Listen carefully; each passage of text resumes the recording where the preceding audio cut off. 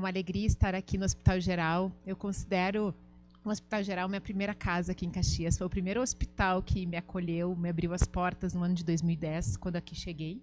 Eu não fiz faculdade aqui, não fiz residência aqui, mas por motivos do coração eu vim para Caxias. E o Hospital Geral, ele, mesmo não fazendo mais parte aqui da equipe, ele continua morando no meu coração. Muito obrigada pelo convite.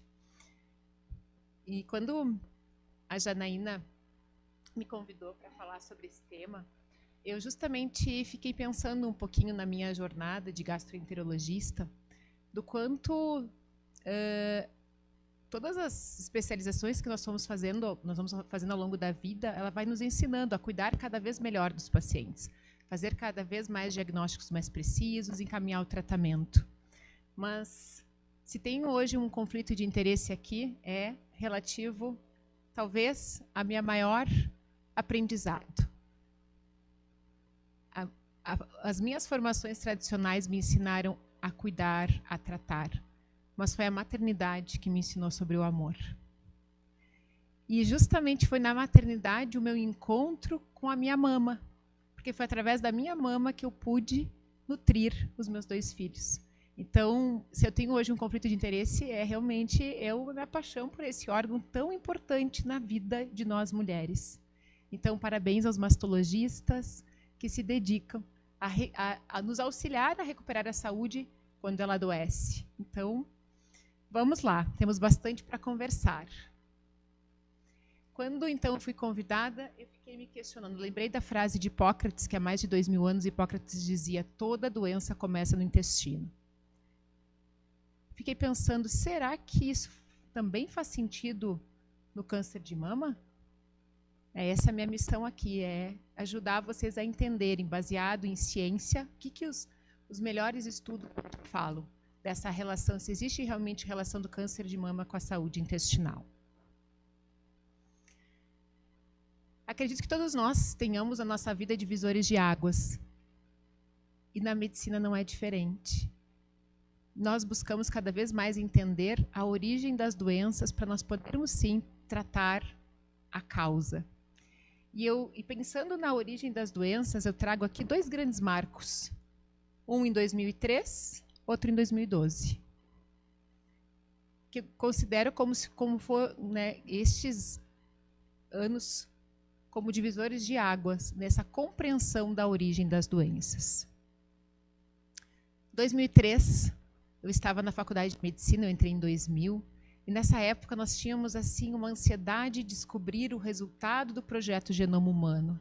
Nós apostávamos que nós íamos descobrir o código genético e nós íamos fazer terapia gênica e evitar a maior parte das doenças e assim aumentando a nossa sobrevida.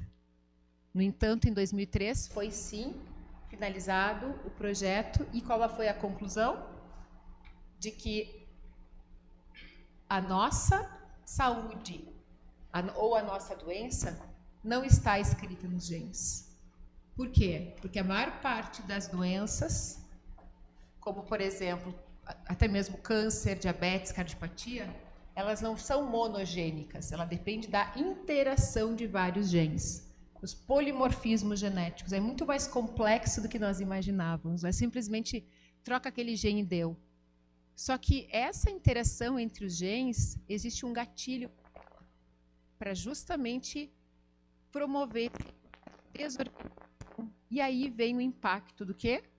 Do ambiente e do nosso estilo de vida. O estilo de vida é a forma como cada um de nós cuida de si. O estilo de vida diz respeito às mais ou menos 50 mil decisões que a gente toma todos os dias. As nossas escolhas, que vão desde escolhas alimentares, se eu vou me movimentar mais ou não, menos no dia, se eu vou dormir, se eu vou ter um dia mais ou menos estressado.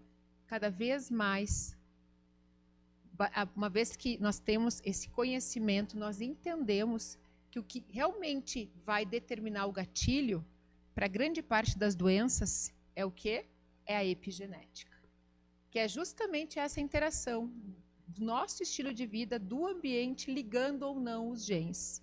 E aqui, então, eu trago uma imagem, né? Imagina aqui como se fosse um gêmeo univitelino, exatamente com o mesmo DNA. De acordo com o estilo de vida, ele vai ligar ou não o gene da obesidade, do diabetes, da hipertensão. E o outro grande marco que eu trago para vocês é justamente o projeto Microbioma Humano. Vejam, pessoal, estou falando de 2012, 13 anos atrás. Isso para a ciência, isso é muito pouco, tudo isso é muito novo, tudo é muito recente.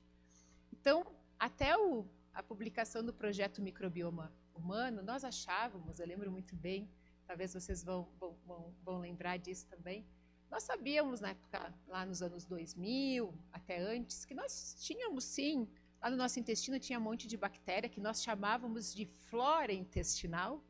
Olha quão pouco nós sabíamos, nós chamávamos os micro-organismos de flora, deveria ser fauna, né? Porque é animal, não é vegetal. E eu lembro muito bem na faculdade de medicina que nós falávamos de flora intestinal diante do paciente que estava com diarreia. Aí nós prescrevíamos probiótico, na época nós já tínhamos, nesse cenário e ponto final. Como se só importasse no cenário de diarreia. Foi assim na nossa formação e muitos de nós ainda trazem essa ideia de que microbiota, quando eu estou com diarreia eu penso nela. Mas, uma vez que o projeto Microbioma Humano ele foi publicado, o que ele nos trouxe? Que nós temos no nosso corpo 40 trilhões de micro-organismos. Predominantemente bactérias, mas não é só bactérias, né? Mas predominantemente bactérias. E essas 40 trilhões de micro-organismos, eles também têm o seu genoma, eles também são seres vivos. E eles interagem, sim, com o quê? Com o nosso estilo de vida. Ou seja, com a nossa alimentação, com sono, estresse, exercício. E, cada vez mais, a ciência mostra o impacto desse microbioma na nossa saúde. Certamente, quando nós somos convidados para falar de um tema, nós vamos lá para o PubMed revisar os artigos científicos. E olha que interessante. 2015, no ano de 2015, 20 publicações com o tema microbiota intestinal e câncer de mama. Estamos em 2025, nem terminou o ano ainda, nós já temos 208 trabalhos. Em revistas com maior impacto científico, como Lancet. Vejam o crescimento do conhecimento científico. E é muito interessante que os estudos da microbiota também é assim. São a partir do ano de 2013 que começou a ter publicações realmente relevantes sobre o tema. Vamos falar um pouquinho, antes de falar da relação do intestino com a mama, vamos falar um pouquinho do intestino, que eu acho que eu trago aqui conceitos que são fundamentais para que vocês compreendam essa relação. Então, o intestino, essa acho que é uma das informações mais importantes para a nossa aula hoje. O intestino é o grande órgão imunológico do corpo. O intestino faz muito mais do que absorver e excretar. 70% do nosso sistema imunológico, ele está onde? No intestino de cada um de nós. Então, lá na colonoscopia, nós vemos só a mucosa, né? que é a camada mais superficial. Porém, nas outras camadas, nós temos todo esse exército, especialmente na submucosa, um exército gigante de células inflamatórias, uma célula gigante de células que compõem o nosso sistema imune e que estão lá o tempo inteiro atentas a possíveis ameaças. Dos 40 trilhões de micro-organismos que moram no nosso corpo, nós temos, então, uma célula humana para 1,3 células de micro-organismos. Então, nós temos mais micro-organismos do que célula humana no corpo. Vejam bem, 39 trilhões moram no intestino. O intestino é o órgão que mais tem micro-organismos. Depois é a boca. E como é que se organizam essas bactérias, essas espécies? Então, são de 500 a 1000 diferentes espécies. Então, uma coisa bem importante, quanto mais diversa é esse ecossistema, quanto mais diversa essa microbiota, imagina nossa microbiota intestinal como uma grande floresta. Quanto mais diversidade tem de seres, mais saudável é aquele ecossistema. Então, vocês vão ver, quando eu trago os estudos de mama, que fala muito desse termo, diversidade. Significa não ter assim, só tenho bactérias simbióticas. Não, eu tenho as patobiônicas, elas também fazem parte de um ecossistema saudável. Então, quanto mais diversa essa microbiota, mais saudável está o nosso intestino, é saudável, por consequência, está o nosso sistema imunológico também. E hoje, né, temos esse termo tão falado, disbiose. Eu acho que eu tenho disbiose. Meus pacientes já chegam no consultório dizendo, doutor, eu acho que eu tenho disbiose. Mas eu digo sempre, a gente tem que começar, né, a ter compreensão. Tá, mas o que é disbiose, afinal? Como eu falei, nós temos, então, predominantemente, como eu disse, as bactérias intestinais, elas são, na verdade, a maior parte delas são simbióticas. Ou seja, elas produzem substâncias boas para o nosso corpo, que vai nos ajudar a manter a homeostase, esse equilíbrio. E justamente as simbióticas, uma das principais substâncias que elas produzem são os ácidos graxos de cadeia curta. E o mais conhecido é o butirato, mas tem butirato, acetato, propionato, que tem uma função sistêmica muito importante, inclusive antitumoral. Depois eu vou falar. Mas também nós temos as simbióticas, que são as bactérias muito boas. Por outro lado, nós temos as patobiontes, que são aquelas que elas não são tão boas, mas numa pequena quantidade elas fazem parte de um ecossistema saudável. E nós temos, por outro lado, as comensais, que elas tentam manter esse equilíbrio para que aconteça um predomínio das simbióticas e uma quantidade menor das patobiontes. E a disbiose acontece em 3 cenários. Ou porque aconteceu uma redução das bactérias simbióticas, ou porque as patobiontes elas aumentaram de tamanho, ou porque aconteceu uma redução na diversidade. Exemplos práticos. O paciente, por exemplo, tomou antibiótico e desenvolveu infecção pelo Clostridium. Então, o que aconteceu? Aconteceu um aumento de uma população de uma bactéria patobionte, e com isso gerou a disbiose. Ou os pacientes começam com dietas restritivas. O que a dieta restritiva faz? O paciente começa a diminuir cada vez, não como glúten, não como lactose, não como feijão, daqui a pouco, acho que é a fruta que me faz mal, e ela começa a reduzir a diversidade da microbiota, porque a microbiota depende de uma alimentação saudável, ela depende de fibra. Ela se nutre da fibra e a partir daí ela produz ácido graxo de cadeia curta, e a partir daí que ela vai ajudar justamente na nossa saúde como um todo, não é? Só na saúde da mama. É na nossa saúde, a gente sabe do eixo cérebro-intestino e de todas as inter-relações do intestino com os outros órgãos. Como eu disse para vocês, lá em 2010 eu terminei minha residência, em 2010, né? Eu já era uma apaixonada pelo intestino.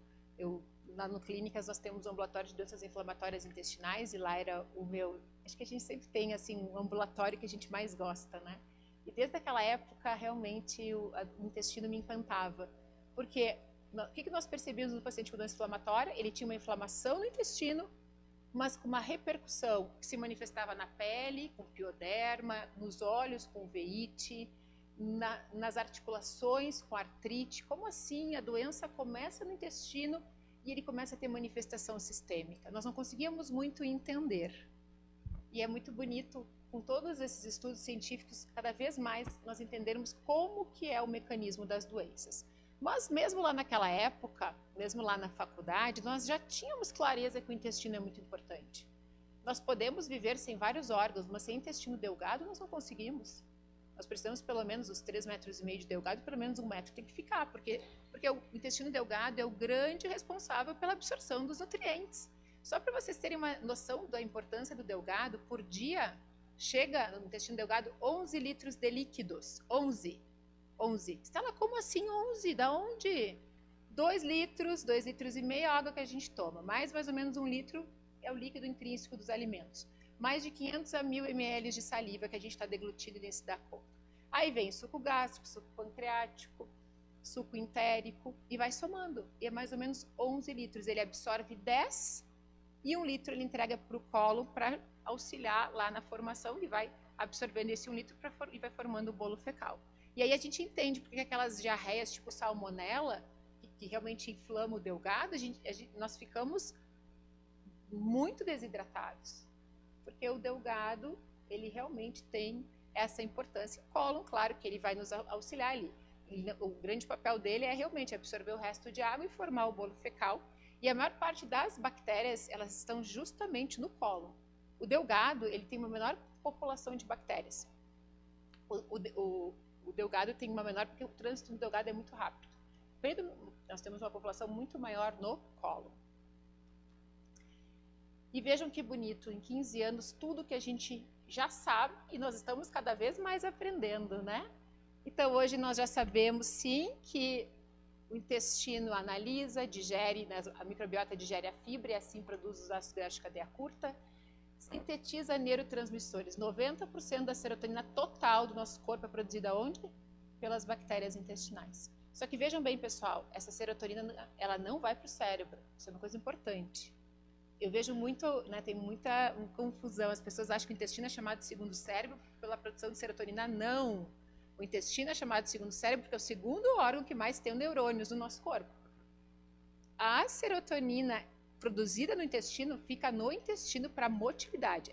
A fração dela até parece hoje ter alguma influência, mas é indireta. Mas ele produz outros neurotransmissores como dopamina, acetilcolina. Olha a importância do nosso intestino. Hoje se fala tanto dos análogos do GLP-1. Nós temos um hormônio só que diz que nós estamos com fome. E a gente sabe a importância da obesidade na gênese do câncer de mama e grande parte das doenças crônicas. Vejam bem, nós temos só a grelina que diz que nós temos fome. Por outro lado, o nosso intestino produz GLP-1, PYY, OMX, colicistocinina, ou seja, são hormônios que nos sinalizam que nós estamos saciados. Saciados. Você sabe o que nós precisamos? E que esse estilo de... Isso é um dos motivos dessa boom de obesidade nos dias de hoje. A gente precisa recuperar calma na hora de comer. Calma, calma. Parece que se tem pressa de comer hoje, se come mexendo no celular, desconectado daquele momento e não dá tempo. Uns 15, 20 minutos, que é o tempo que demora para o intestino liberar, os hormônios da saciedade não acontecem. E aí a gente não consegue, acaba comendo mais que precisa, e isso é um dos motivos, né? Eu sempre digo, que bom que nós temos hoje uma revolução no tratamento da obesidade, mas eu sempre digo para os pacientes, faça o tratamento, mas mude também esse hábito de comer rápido, porque o nosso corpo, ele é perfeito.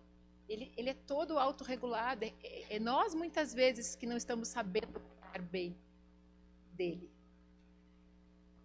E tem algo muito importante quando nós falamos de câncer de mama, que é o estroboloma, que é realmente um conhecimento ainda mais recente. Então vamos lá, o que é afinal o estroboloma, né? Então, antes de falar do estroboloma, né, a pergunta que fica é, como é que afinal o intestino se comunica com a mama? Vamos entender um pouquinho mais. Então, são todas essas vias, via circulação, sistema linfático, via imunidade e via hormonal. Vamos falar primeiro do estroboloma. Então, já falei que nós temos muitas bactérias no intestino, a maior parte delas, elas pertencem a esses dois filos, que é o Firmicutes e Bacteroidetes. 80% mais ou menos das bactérias intestinais, elas pertencem a esses dois filos. Bom, sendo que não tem exatamente a relação, tem que ser 1 para 1, tem que ser, não tem exatamente, mas o esperado é que a gente tenha não se tenha um aumento de Firmicutes em relação aos bacteroidetes. No entanto, quando o paciente tem disbiose, né, dos tipos de disbiose, pode acontecer um aumento, sim, do gênero Firmicutes. E o que ela faz? Essas bactérias, elas produzem uma enzima chamada glicuronidase. Opa, não está funcionando. Tem outro pointer. Parou de funcionar. Bom, eu vou falando enquanto isso, se puderem trocar o pointer para mim. Então, o que acontece? Nós temos, então, elas produzem uma enzima chamada glicuronidase. Vejam bem, o estrógeno é produzido lá nas gônadas, ele faz a função dele, depois, quando foi, entre aspas, utilizado, acho que deve ser pilha. E o que acontece? Ele vai para o fígado conjuga e ele vai ser excretado aonde? Nas fezes. Só que quem tem esse aumento, o pointer, não, o passador está funcionando, só o pointer que não estava. É a luz que não estava funcionando, que eu queria apontar, mas não tem problema. Acho que eu vou conseguir. Não, um pouquinho antes, pode deixar. Tranquilo.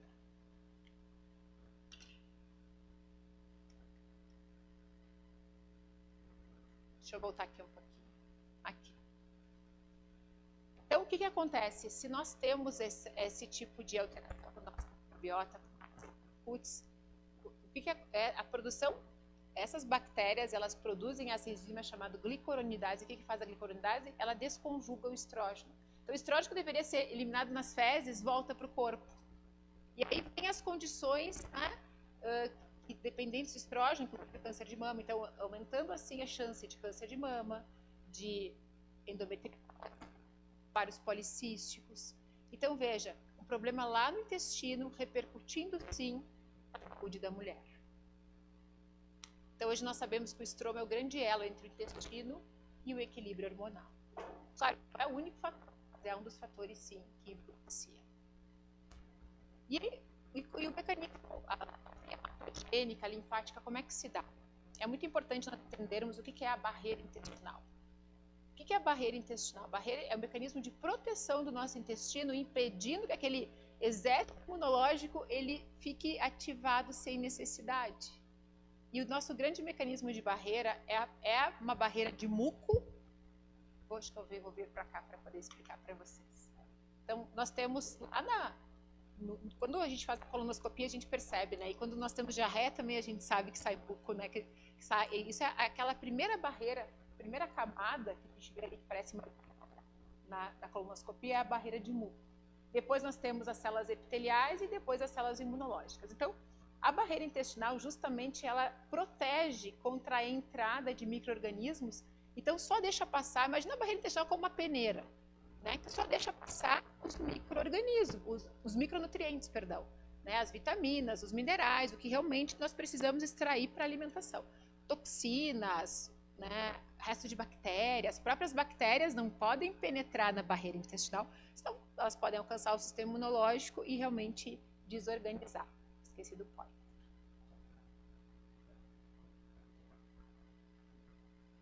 A tecnologia é boa, mas as células nos deixam na mão, né?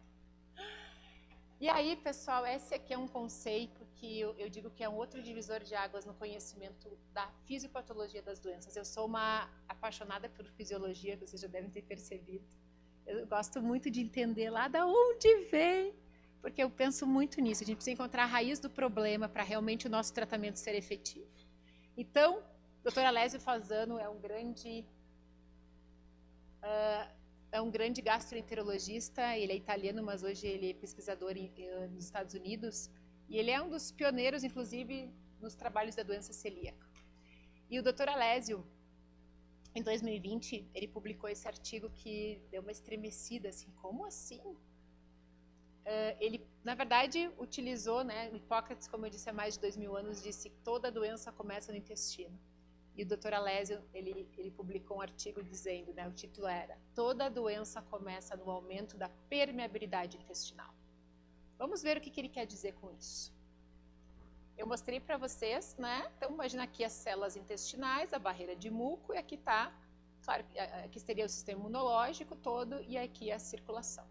Então, as células epiteliais, elas estão aderidas, a gente chama aqui das tight junctions, que são as moléculas de adesão, e elas só permitem, os alimentos, os nutrientes, elas estão absorvidos ou por essa via, ou via paracelular, quando abre aqui as junções.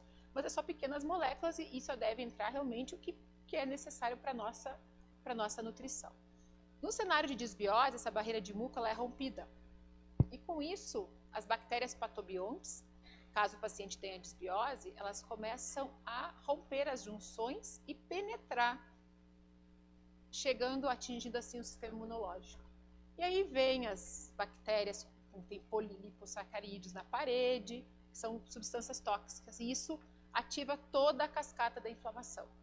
E aí vem toda essa tempestade inflamatória que gera uma inflamação crônica de baixo grau. Não é aquela inflamação que a gente está acostumado, não dá febre, nada disso. Mas é uma inflamação silenciosa, que leva o quê? Uma série de mediadores inflamatórios e cria um ambiente pró-carcinogênico. Na doença cardiovascular, tem um artigo lindo do New England, se vocês gostam, né, de estudar a fisiopatologia, que mostrou a relação da desbiose, da microbiota, com a placa de ateroma lá na coronária. Então, tem diferentes... Mas só que esse conceito do leaky gut, ele é válido para todos, porque dependendo de qual... mas por que para algumas pessoas as bactérias migram lá para a mama? Por que para outras vai lá para o coração? Porque alguns estudos parece que a gente tem órgãos mais frágeis no nosso corpo. Então, por exemplo, já tem uma dor articular, a tendência é que essa inflamação crônica de articulação. Então, por isso dessa variabilidade. Em 2014, trago mais um marco aqui, que é a publicação desse artigo, que mostrou que o tecido da mama não é estéril. Então, nós temos sim a microbiota mamária própria e única, e ela tem uma relação com o intestino. A principal fonte dela parece realmente ser o intestino, também pode ser da pele, mas o principal realmente, né, é essa relação do intestino com a mama. Até alguns autores colocam como eixo intestino-mama, mais um, né? E o que influencia na nossa microbiota da mama? Todos esses fatores. Tem os fatores não modificáveis, né? Idade, sexo, questões genéticas, mas nós temos muito a fazer, porque aqui está de novo, ó, estilo de vida. A forma como nós cuidamos, como nós nos nutrimos, a forma como a parte da saúde mental, exercício físico que vai ser falado, as questões também ambientais, que são os que influenciam na nossa microbiota intestinal também. Esse artigo, ele faz a seguinte pergunta: será que realmente o eixo mama, intestino, microbiota, ele orquestra a progressão do câncer? E aí nós temos essa imagem mostrando que no ambiente de eubiose, mama, intestino, tudo muito bonito, tranquilo, equilibrado, e no cenário de desbiose nós temos uma série de alterações imunes que vão favorecer a ocorrência do tumor. A diferença do tecido mamário saudável para um câncer, o que os estudos mostram? Que no tecido saudável nós temos alta diversidade microbiana. Nós temos a nossa ecossistema equilibrado, com vários diferentes gêneros, várias diferentes espécies, muito bem nutridas, porque um dia eu como banana, maçã, outro dia eu como pera e mamão, eu vou diversificando. Cada grupo de bactérias gosta, tem uma fibra que ela gosta mais. Por isso que essa coisa de sempre comer, eu como todos os dias banana com aveia. É bom, muito bom. Mas se você um dia come banana com aveia, um dia eu como morango com psyllium, eu vou variando as minhas fibras, eu vou nutrindo e vou conseguindo manter essa diversidade. Então, como eu disse, essa diversidade alimentar vai nos ajudar muito também. Já no tecido com câncer de mama, o que os estudos mostram? Justamente a presença de bactérias que são bactérias patobiontes. E eu chamo a atenção especialmente do Fusobacterium nucleatum, que está muito associado a câncer de cólon. E aí, olha que interessante, na mama eu não li nenhum trabalho sobre isso ainda, mas já deve ter. No câncer de cólon, o que nós estamos chegando à conclusão? Que sim, grande parte estuda a espécie do câncer de cólon, está lá, uma grande população de Fusobacterium. E sabe de onde ele vem? Da desbiose oral. Então, cada vez mais nós estamos entendendo que a gente tem que olhar aqui, ó, a partir da boca. Não basta só olhar para o intestino, a gente precisa olhar para o todo. E aí, no tecido com câncer, se vê uma baixa diversidade do microbioma. Eu vou explicar. E também, quanto mais avançado o estágio do câncer, menor diversidade microbiana. De novo, o impacto da diversidade da microbiota. Eu acho que essa imagem aqui, acho que ela ilustra bem. Então, de acordo com como nós cuidamos da gente, né, do nosso estilo de vida, do ambiente, o que acontece? Isso impacta na saúde da microbiota intestinal e, consequentemente, da mama também. E aí, o que pode acontecer no cenário de desbiose? O estrógeno acaba acontecendo a desconjugação, aí vem toda essa alteração por conta do estrógeno que vai acabar favorecendo, sim, a proliferação do câncer, além do leaky gut e de todos aqueles outros mecanismos que eu já falei. E o impacto da microbiota na quimioterapia e na imunoterapia? Tem estudo? Tem. Vejam só. Então, o que os estudos mostram? Estudos recentes, pessoal, 2024. Paciente em quimioterapia que tem uma microbiota intestinal saudável, tem tanto uma maior eficácia quanto também uma melhor tolerância, ou seja, menos efeitos colaterais, menos diarreia, menos sintomas digestivos, que às vezes é uma limitação à quimioterapia. Na imunoterapia também, quanto mais diversidade na microbiota, melhor a resposta. Especialmente, e aí aqui fala da Akkermansia. Hoje a gente tem microbiótico de Akkermansia, mas a gente tem que ter cuidado. A Akkermansia é uma bactéria boa, mas se ela aumentar um pouco a quantidade, ela come muco. Então ela pode ser ruim. Então vocês vejam tudo o equilíbrio, né? Fadiga e qualidade de vida tem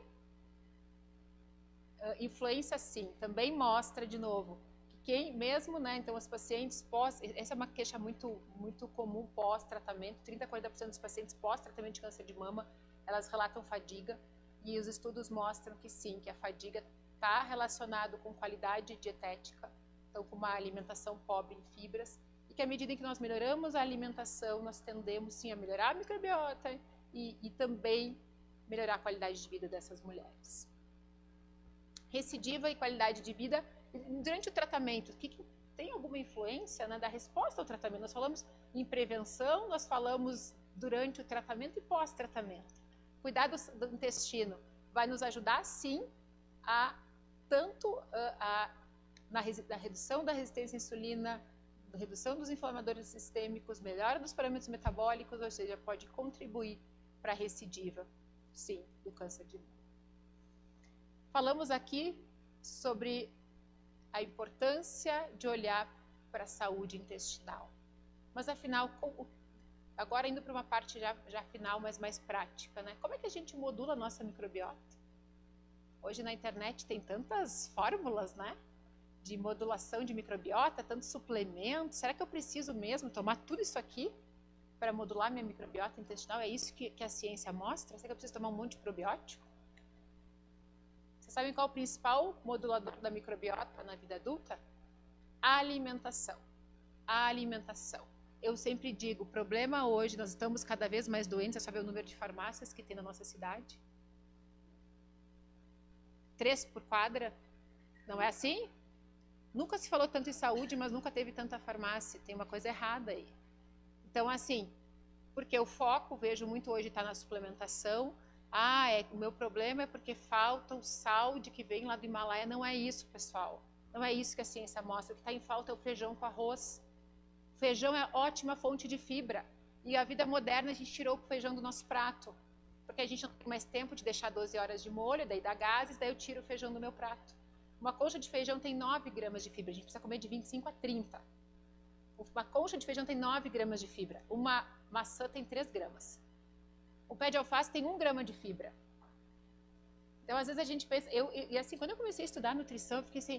Gente, imagina, eu tinha uma tendência à constipação, eu disse, mas 80% da constipação, a origem é falta de fibra, é falta de água, é falta de exercício. Não, mas eu como um monte, como 2 pés de alface quase por dia. A alface tem pouquíssima fibra. É ótimo, mas tem pouquíssima fibra. Então, assim, se nós, mesmo seguindo o guia da alimentar da população brasileira, que fala para nós comermos por dia 400 gramas entre frutas e verduras, a gente come mais ou menos umas 8, 10 gramas. A média do brasileiro é 14 gramas. Então, nós precisamos incluir fontes de fibra, como, por exemplo, as leguminosas. Né? A nutricionista provavelmente vai falar do feijão, da lentilha, do grão de bico, voltar para o nosso prato. É isso que a gente tem que fazer. É o descascar mais, desempacotar menos. Glúten e lactose não são vilões da microbiota, por favor. Se vocês saírem daqui hoje com essa informação, eu já vou ficar feliz. Por favor, a vida quem de vocês não se criou comendo pão e tomando leite, gente? E agora tudo é o glúten e a lactose. Claro que para o celíaco não tem sombra de dúvida, mas não é tão simples assim. Sabe o que realmente adoece no pão? Não é o glúten. É o quê? Aditivos, os tais emulsificantes. Emulsificante faz o quê? Ele é que nem um detergente. Ele vai fazer com que o detergente faz com que a gordura se misture na água. O que o emulsificante faz na barreira intestinal? Destrói a barreira de muco. Pronto. Não é o pão. O pão. É o pão industrializado que dura um mês na gôndola. E aí nós temos uma indústria que está lá. Pão, 1000 grãos, fermentação natural. Olhem o rótulo, não caiam nas pegadinhas. Se dura mais de uma semana, não comprem, fujam desse pão, porque não é bom para a saúde de vocês. Então, o que os estudos mostram? O que realmente faz mal para a microbiota é o quê? Adoçantes. Adoçantes são muito ruins para a microbiota, os emulsificantes, os corantes. O que eles causam? Diminuição da diversidade, tudo aquilo que a gente viu, que é ruim para a microbiota. Claro que, assim, tudo isso são estudos que estão cada vez mais sendo publicados em diferentes áreas, tá? Mas parece, se tem algo, eu não gosto de falar em vilão, mas tem algo que a gente tem que diminuir do nosso prato, é o quê? Os ultraprocessados. É isso. É voltar a ir para a feira. é voltar a cozinhar em casa. É isso, se a gente quer ter boa saúde. Como é que as fibras protegem contra o câncer? Olha só, e aí hoje nós estamos atendendo do carboidrato, né? E supervalorizar a proteína. Vejam bem, tudo em equilíbrio no nosso corpo. Depende da qualidade do nosso carboidrato. Então, as fibras são essenciais para a nossa alimentação. É aquele carboidrato que nós não temos enzima para digerir, e quem digere são justamente as nossas bactérias intestinais. E aí elas produzem ácido graxo de cadeia curta, que tem um efeito antitumoral, fortalece a barreira intestinal, diminui a permeabilidade, diminui a translocação, reduz toda essa parte da cascata inflamatória e ajuda assim na nossa epigenética. Como eu sabia que ia ter homens aqui, eu trouxe também o impacto do estilo de vida, não só no câncer de mama, mas sim na saúde nossa, especialmente dos homens. Esse estudo é com veteranos, 719 mil veteranos, e ele mostrou o impacto de cada um dos pilares em desfecho duro, pessoal, mortalidade. Mortalidade, olha só, atividade física reduziu em 46% a mortalidade. Vejam só a magnitude da mudança da forma como nós cuidamos de nós mesmos. A gente precisa ter clareza. A gente acha que exercício é para perder peso. Também, mas não é principal. Tem outras coisas que o exercício nos traz que a gente não perca 1 grama, nós estamos nos beneficiando. Felizmente, aqui no Brasil, a gente não tem a pandemia de uso de opioide, mas vejam quanto é maléfico também para a saúde, né? Então, cada um, olha só o impacto da atividade física, do não fumar, do estresse, da alimentação, álcool, sono e das conexões sociais.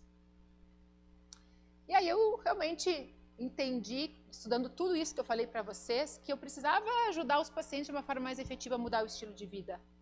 Porque a gente aprende isso na faculdade.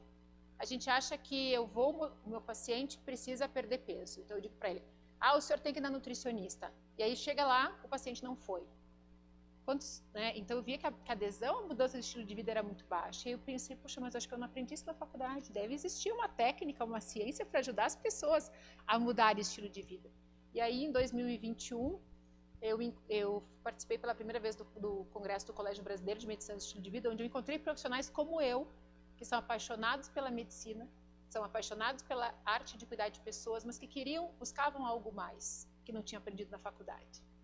Que era justamente essa parte da ciência do comportamento. Porque tudo tem ciência, inclusive a mudança de comportamento.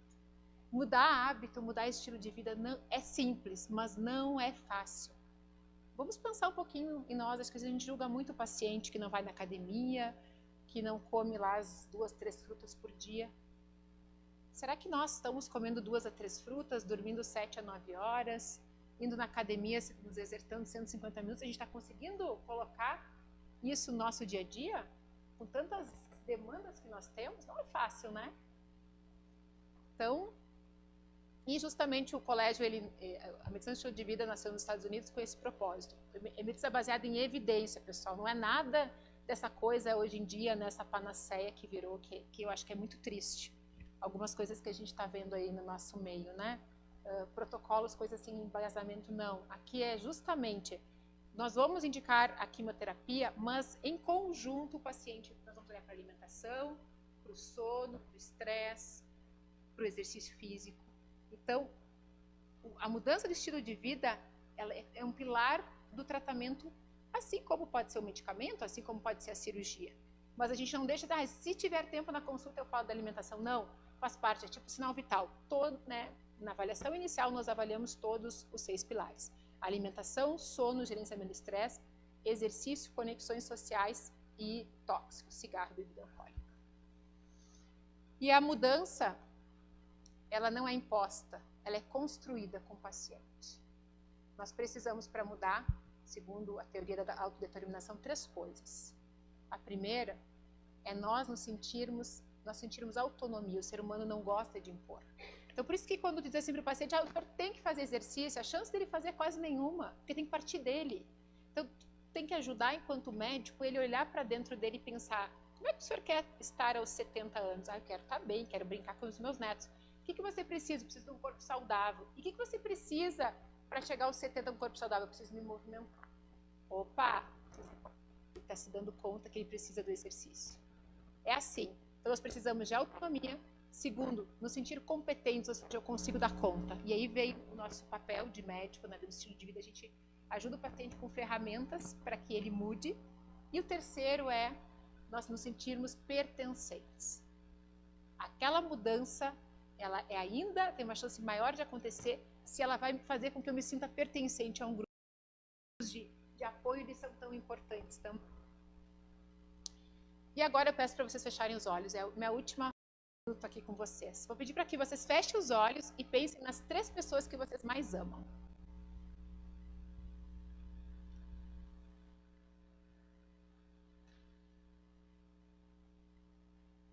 Podem abrir os olhos. Eu não vou pedir a resposta de ninguém, mas eu gostaria que vocês fossem bem sinceros no que eu vou perguntar agora. Quem de vocês pensou em si?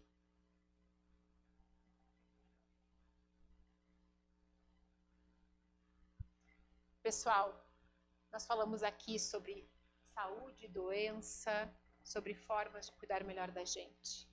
Mas eu não tenho dúvida que resgatar o amor, a nossa vida, amor a esse corpo, é o primeiro passo para a mudança.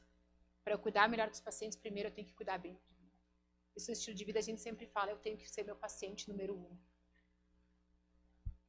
E tudo que eu falei para vocês se conecta com a minha história. Talvez vocês vejam assim, a doutora é magrinha, é fácil de falar de saúde, enfim, mas eu não era assim. Eu era uma criança com obesidade, eu era sempre a gordinha, aqui tá minha irmã, ó. Então eles escondiam doce de mim porque eu era gordinha, tinha fome emocional. Hoje eu sei, né? Me tratei muitos anos por conta disso. Depois na adolescência, aqui na verdade era a vida adulta, eu tinha na faculdade de medicina, eu estava no Mundial de Transplantes apresentando, estava no terceiro ano da faculdade, apresentando trabalho sobre qualidade de vida. Olha como é a vida, né? E eu achava que o problema era a comida, então ficava cortando e não vou comer doce, não vou comer. Só que vivia aquele ciclo restrição-compulsão. E aí chegou um determinado momento que eu entendi que o problema não era a comida, não existia algo externo que fosse fazer com que eu comesse saudável e realmente voltasse para o meu peso. Tem uma história genética bem ruim assim de doença. Eu entendi que eu precisava mesmo era resgatar o amor. Eu achava que eu precisava emagrecer para me amar. E quando eu entendi que na verdade era o contrário. Primeiro eu me amo do jeito que eu sou. E aí vem o amor incondicional. Eu me amo do jeito que eu sou. Eu me amo estando saudável ou não saudável. Eu me amo estando gorda ou estando magra. E aí que eu vou ter força e energia para fazer as mudanças, para justamente acessar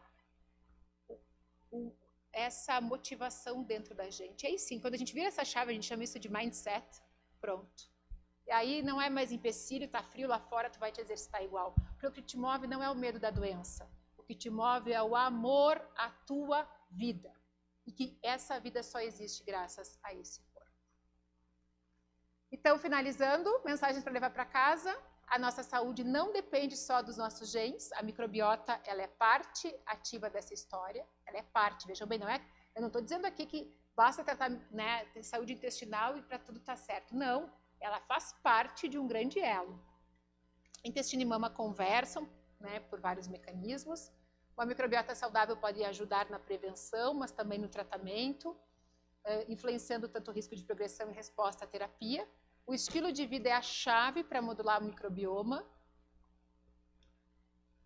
Quando cuidamos da microbiota, não estamos apenas falando de bactérias, estamos falando de esperança, prevenção e qualidade de vida.